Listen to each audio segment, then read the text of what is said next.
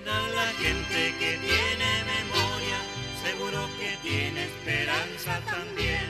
Qué lindo este pueblo que mira su historia, se junta y celebra cantando su fe. Qué lindo este encuentro de tantos hermanos que viven haciendo la comunidad. Qué linda la vida si juntos buscamos verdad y justicia, paz y libertad.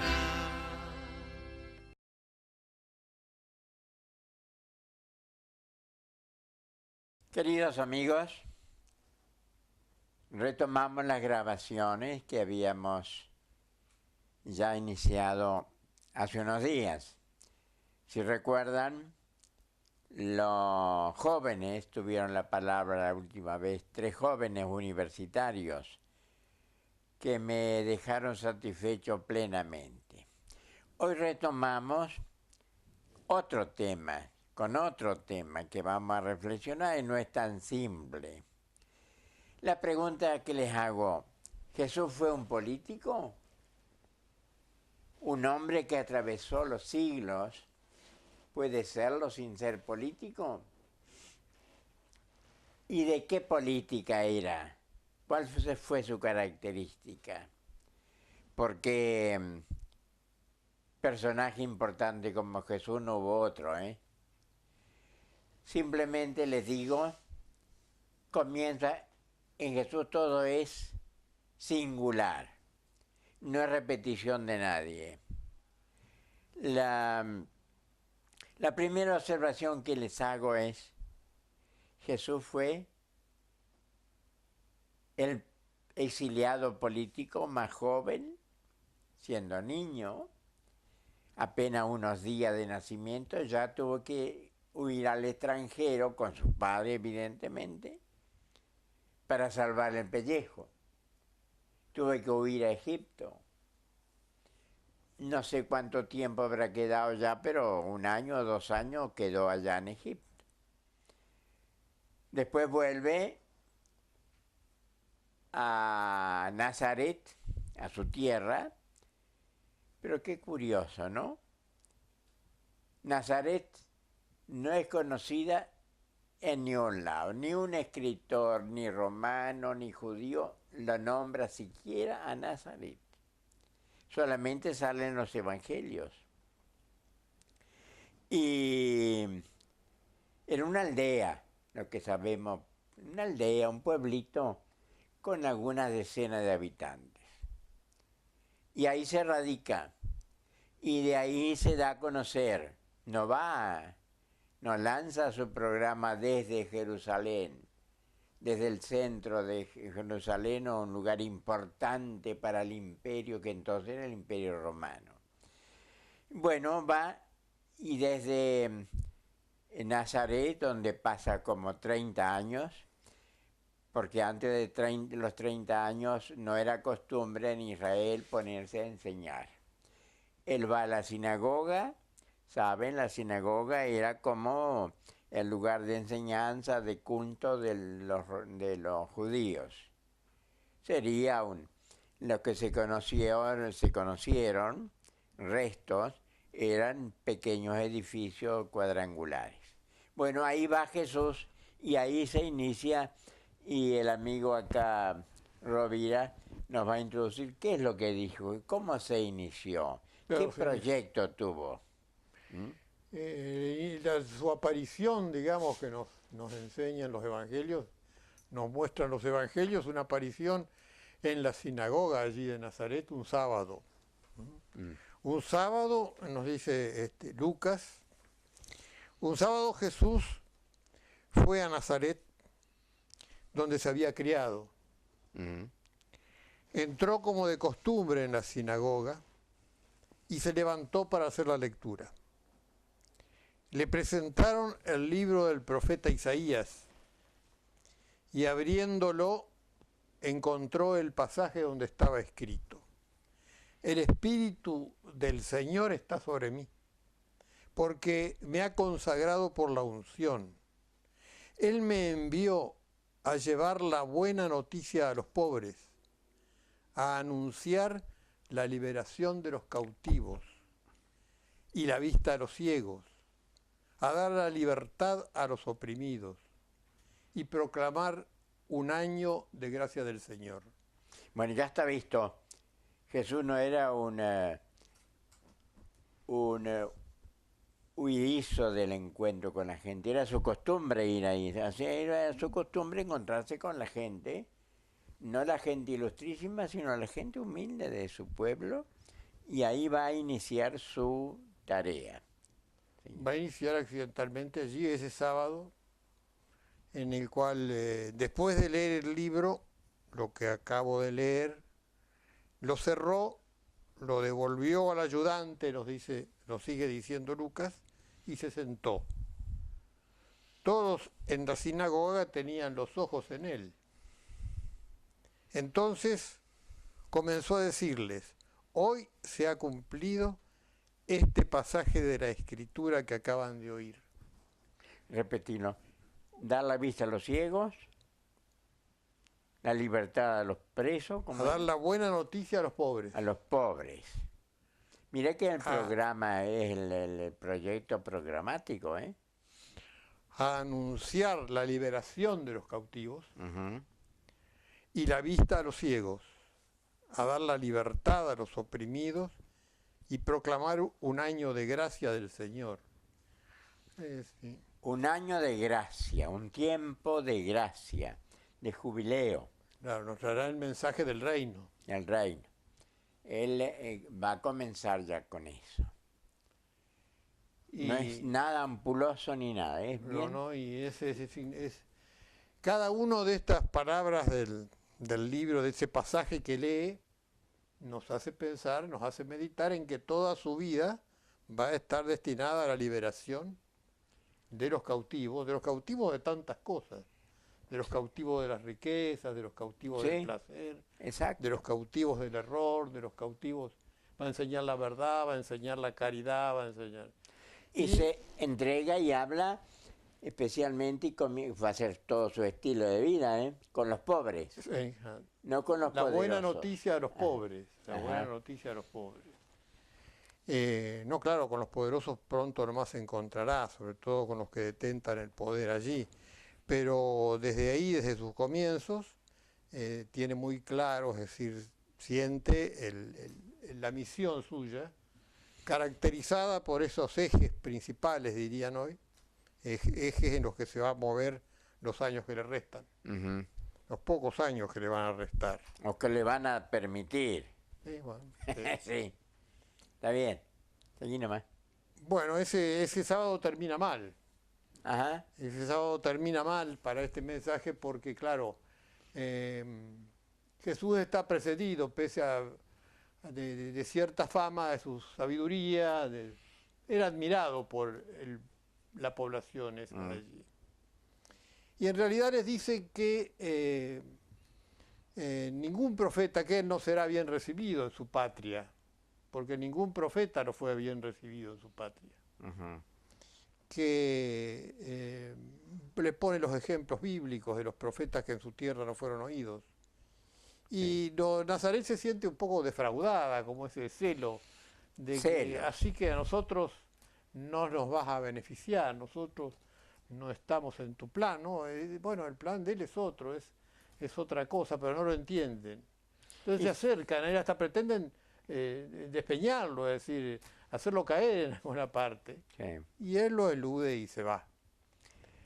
Esa fue su primera presentación, su primer mensaje, admiración y hasta cierto rechazo después. Y fracaso. Fracaso, sí. Fracaso. Comienza con un fracaso. Sí. Y ahí, ¿y cómo se explicaría? Sí, son los paisanos que se sienten defraudados, como si es nuestro, lo consideran nuestro, tendría que haber hecho con nosotros algún prodigio, y no allá, en otro lugar, en Cafarnaúm, no sé cuánto, que lo nombra ahí, ¿no? Sí, lo nombra allí a Cafarnaúm. Cafarnaúm. Sí. Como si hubiera estado en Cafarnaúm. Como si hubiera estado ya en Cafarnaúm, aunque fue después, pero ahí se acumula todo. Bueno, así se va presentando Jesús, es raro. No es lo común eso. y no fue bien recibido por sus coterráneos. Podrían haber dicho, bueno, al final, y se ve que era desconocido en su condición de maestro, de taumaturgo, o sea que hace milagros, tampoco no lo tienen incorporado en su mente los nazarenos. Así es. Esta es la primer inicio. Venimos de aquel exilio, digamos, no ya en su niñez, en su primera infancia, Sí. en brazos de su padre y su madre que huyen para salvarle la vida. Y está este otro aldea que la de él, la que en él se cría, la que es nada más que, bueno, es el hijo del carpintero y es el carpintero, y en el que se destaca por su sabiduría, sus luces, Y va a ser llamado el Nazareno. y va a ser llamado el Nazareno Hasta luego, el final. sí, claro. Ujú. Ahora, y esto, cuando ya inicie su vida, su peregrinar, porque es un peregrinar a través de su patria, Ujú. se va a encontrar después también con los poderosos de la época con los cuales su mensaje no es congruente. No es congruente y hasta llegan a llegarle a través de terceros que tratan de cuidarlo posiblemente, las amenazas sobre su propia vida. Va a seguir la Enseguida empiezan las persecución. amenazas. Enseguida empiezan las amenazas. Tenemos esa amenaza, le hacen decir que Herodes quiere matarte. Mm. El Herodes que todavía no apareció, el Herodes, el final, es el Herodes, bueno, el mismo Herodes, pero muy anterior a esto, a su muerte después, ¿no? Sí, vos sabés que Herodes es como un apellido, muchos llevan Bueno. el apellido de Herodes, hay muchos. Viene a representar aquí a la autoridad civil, digamos, civil o religiosa porque no era del imperio. No, más bien es el Era representante del imperio. Por eso no va a ser muy bien visto por los mismos judíos. Y bueno, y allí le hacen saber de la amenaza de Herodes. Sí, le dicen, mira que Herodes te busca para matarte, ¿por qué no te vas? Mm. ¿Es una amenaza de Herodes o son los poderosos del pueblo hebreo que quieren enrajarlo? Andate de acá, no molestes más. Y Jesús quieren asustarlo. Pero Jesús no tiene miedo, nunca se lo ve con miedo. ¿Y qué dice él? ¿Qué le responde Jesús? Díganle a ese zorro, ¿no? Sí, díganle a ese zorro que hoy, mañana y pasado yo sigo mi tarea. ¿Por qué le dice zorro? En el lenguaje hebreo, zorro era lo mismo que no hay que temerle, porque no es ni un tigre ni un león. Es un zorro, es vivo. Busca. Y Jesús se da cuenta ahí. Dice, aléjate de aquí porque Herodes quiere matarte. Ajá. Posiblemente sea un invento nomás de las autoridades judías para que se vaya. Deje de molestar aquí, vaya a otro lado. Claro, pero digamos, él ni siquiera pone plazo. No. Da un mensaje de lo que tiene que hacer. En ese mensaje que tiene que hacer está extractado, resumido su suerte. Sí. Porque dice hoy, acá les dice hoy, díganle a ese zorro, hoy y mañana expulso a los demonios y realizo curaciones y al tercer día habré terminado. Pero debo seguir mi camino hoy, mañana y pasado, porque no puede ser que un profeta muera fuera de Jerusalén. Y ahí está prediciendo un poco lo que le espera. Se ve que ya él tiene una visión aún borrosa de lo que le espera, la persecución y la muerte al tercer día es una alusión a su Pascua, seguramente. Claro, pues justamente habla del primero, el segundo y el tercero, ya habré terminado. Seguramente que esta ya iniciado o insinuado su final. Claro, es decir, no se va, voy a seguir lo que estoy haciendo. No me importa el zorro que manda a amenazarme. Pero es notable este mensaje que tampoco se recibe, ¿no? Que el mensaje que ha dado, que viene dando, el mensaje tan opuesto a la existencia de un imperio que domina a toda esta nación, que además lo acepta, lo viene aceptando al imperio sumisamente. No lo aceptan ni los unos ni los otros, ni el imperio sigue. El pueblo ordinario de la época, del día, de lo cotidiano, lo sigue, multitudes lo siguen.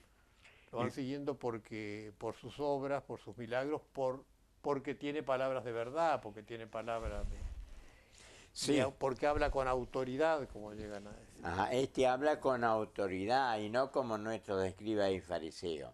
Con autoridad no es lo mismo que con poder, ¿no?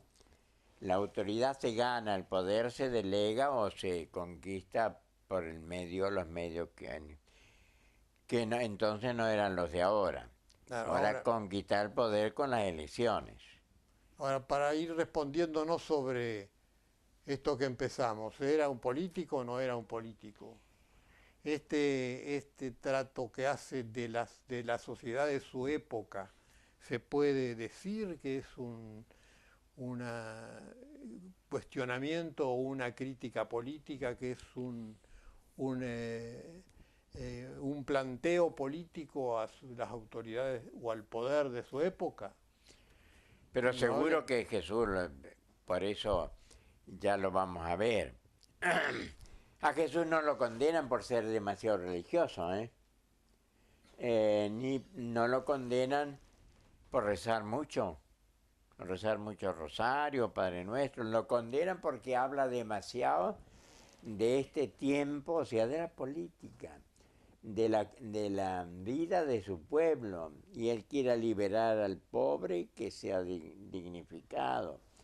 Los que están esclavos, que sean liberados, cualquiera sea la esclavitud, que su dignidad. Bueno, y eso es la finalidad de una política humana, verdadera. Ahora, yo pienso que lo que puede llegar a chocar cuando decimos o preguntamos, ¿Jesús es un político? ¿Fue un político en su época? ¿De qué partido era? Porque en la época también había varios partidos. Sí. Lo que puede llegar a chocar es que no encuadra su mensaje con la actividad que hoy se conoce o que hoy conocemos o que designamos como política.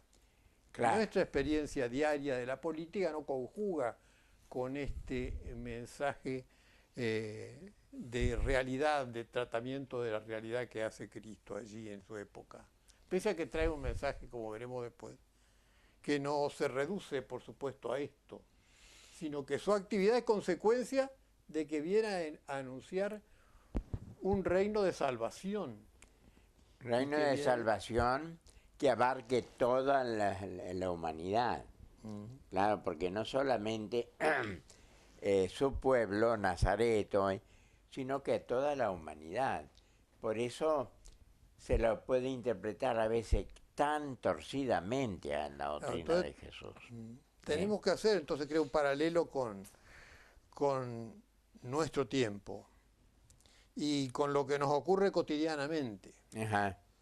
Estamos aquí, vivimos aquí, en un país concreto, en un ambiente concreto, en un diario concreto, en un vivir diario. Sí. Y bueno, yo digo lo que pienso, ¿no? No creo que haya otro país como el nuestro en el que se hable tanto de política. Uh-huh. Todo el día se habla de política, uno prende desde que la radio por saber cómo está el tiempo y están hablando de política. Sí. Y lo prende al mediodía a ver si hay alguna noticia y siguen hablando de política. Y llegamos a la noche, es tremendo el mensaje continuo político que de todas partes nos llega. Político en ese sentido, como si la actividad política se tratara de acuerdo al contenido de los mensajes, de un continuo desafío ataques de los unos hacia los otros.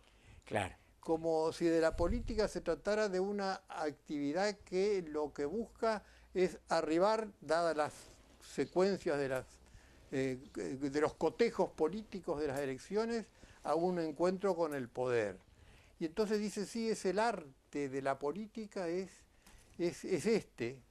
No, la política no es arte, salvo que se hable de una arte de hacer urdimbres que nos aseguren el acceso al poder. Claro. La política es una actividad tan noble del hombre porque tiene su objeto principal, que es procurar la felicidad y la realización de cada hombre Y de todos. y de todos los toda la hombres, comunidad. cada uno según sus propios carismas, según sus propios talentos. Bueno, vamos a tener que continuar con este tema, Oscar, pero la política, ¿por qué se ha vuelto tan negativa? Y ahora parecería, yo lo oigo muchas veces, yo soy apolítico, o sea, tengo las manos limpias. Sí, manos limpias, decía me fijé bien y no tenía manos. Ajá. No sé de quién es la expresión esa, pero la política ahora tiene un mal sentido horrible. Hay mucho que eso yo no tengo. Ahora, que uno tenga partido, no tenga preferencia por un partido u otro, eso puede ser lícito. Claro, pero el cristiano, ¿qué puede hacer con la política?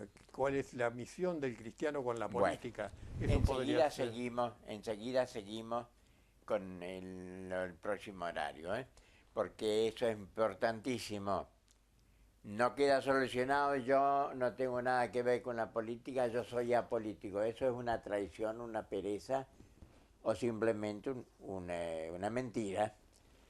Qué linda la gente que tiene memoria, seguro que tiene esperanza también. Qué lindo este pueblo que mira su historia, se junta y celebra cantando su fe. Qué lindo este encuentro de tantos hermanos que viven haciendo la comunidad. Qué linda la vida si juntos buscamos verdad y justicia, paz y libertad.